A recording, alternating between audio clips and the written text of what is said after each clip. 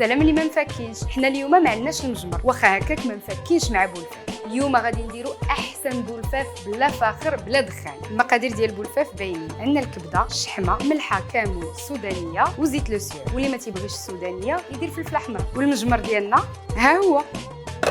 مالكم تتشوفوا فيا بحال هكا؟ المجمر ديالنا اليوم هو هذا، وهو مقله عامره بالحجر، ماشي اي حجر، كنشريوه يا من البيبينيير يا من لي غروند سورفاس، تيكون تيصلح للغرس. تنشدوه تنغسلوه مزيان ويتنشف ونديروه يسخن في المقله على الاقل 45 دقيقه باش البولفاف ديالنا يجينا مقرمل. اول حاجه تنديرو هي تنحيدو هاد الجليده الرقيقه اللي تتكون فوق الكبده، تنبداو من البلاصه الغليظه حتى للرقيقه، نفلحوها شويه من هنا ونسلخوها.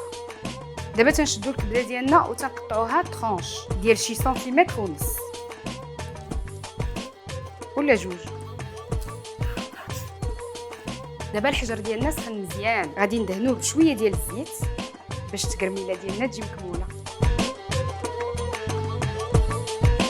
دابا تنشويو الطريفات ديال الكبده ديالنا غير 30 ثانيه على كل جهه، بغيناهم غير يتسهلوا ماشي يتكنزوا.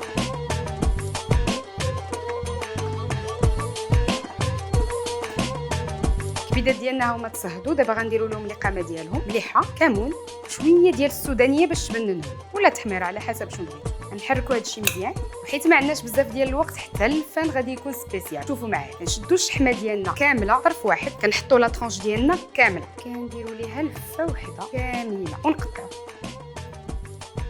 نخليوها دو كوتي.